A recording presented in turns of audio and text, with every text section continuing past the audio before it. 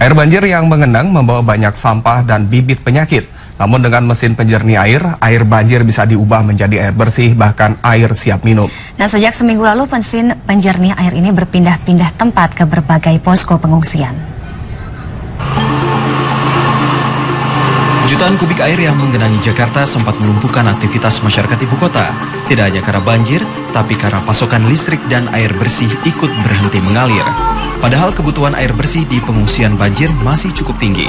Kondisi tersebut mendorong UPT Balai Besar Teknik Kesehatan Lingkungan Jakarta yang ada di bawah Kementerian Kesehatan untuk mengoperasikan alat penjernih air atau RO di titik pengungsian. Salah satunya di Kelurahan Kedaung Kaliangke, Jakarta Barat. Untuk menghasilkan air jernih, langkah pertama yang dilakukan adalah mengendapkan air banjir di penampungan. Jika kondisi air sangat kotor, maka petugas akan menambahkan antikoagulan. Tujuannya agar filter yang digunakan tidak cepat kotor. Nah, ini adalah salah satu filter yang digunakan untuk proses penjernihan air di sini. Namanya cartridge.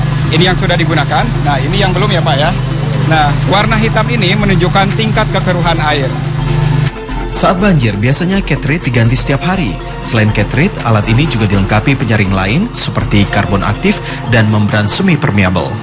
Semi permeable menggunakan pori-pori 10.000 mikron meter, sehingga itu dia bisa menyaring zat-zat kecil seperti mikroorganisme, bakteri, virus, dan logam-logam dia akan tersaring. Dan itu dilengkapi dengan ultraviolet atau UV, dan itu juga karena itu untuk air minum sehingga nanti bisa langsung diminum. Alat tersebut dapat menghasilkan air minum sekitar 200 liter dan air bersih sekitar 700 liter lebih per jam. Ya alhamdulillah, ini bagus, ada bantuan air, ada apa, ini banjir saya. Ya cukuplah ada segini bantuan airnya, saya kasih. Alhamdulillah sama Bapak gitu. Untuk apa aja digunakan? Untuk buat masak, buat minum, buat mandi lah. Untuk mengoperasikan alat ini, relawan membutuhkan bensin sebanyak 2 liter per jam. Alat penyaringan ini merupakan hasil karya ITB yang telah dimodifikasi oleh LIPI dan Balai Besar Teknik Kesehatan Lingkungan. Dadang Darmawan, Imam Suripto, Jakarta.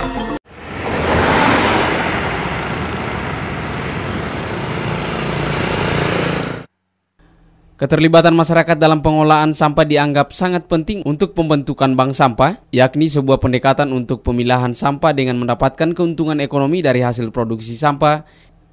Salah seorang aktivis lingkungan Silverius Oscar Unggul mengatakan, produksi sampah rumah tangga di Kota Kendari saat ini terus meningkat sebagai konsekuensi meningkatnya angka pertumbuhan penduduk di ibu kota Provinsi Sulawesi Tenggara.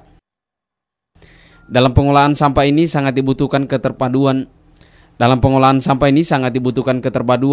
penanganan sampah yang lebih ekonomis dan bisa menjadi solusi hijau dalam perkembangan Kota Kendari di masa-masa yang akan datang. Di kawasan-kawasan pemukiman warga mestinya dibentuk bank sampah atau semacam wadah pengumpulan sampah secara langsung di lingkungan tempat tinggal warga. Pada pendekatan ini pengolahan sampah melibatkan pihak industri daur ulang maupun usaha pembuatan pupuk organik yang prosesnya dimulai dari rumah tangga yang akan memilah jenis sampah organik dan sampah anorganik untuk ditampung di bank sampah. Proses pembentukan bank sampah ini sudah dilakukan di beberapa kota besar dan telah menjadi sebuah solusi hijau dalam pengolahan sampah produksi rumah tangga yang terus bersihnya meningkat. Lingkungan hanya karena mengejar piala-piala itu tidak zamannya lagi.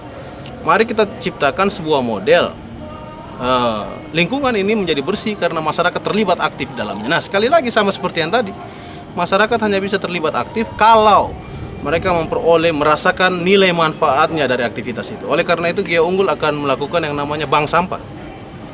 Jadi kita minta masyarakat dari rumah untuk memisahkan sampah-sampah mereka seperti yang biasa dilakukan orang dulu, tapi yang dulu kan tidak ada insentifnya. Oleh karena itu kemudian kita tempatkan satu tempat yang kita sebut bank sampah nanti. Ibu-ibu bisa datang ke situ dengan membawa sampahnya, kemudian di situ akan dilihat. Mungkin pemulung kita kerjasama. Ibu Ani misalnya sampahnya berapa gram plastik, berapa gram kaleng, berapa gram, tiap hari dia storkan itu.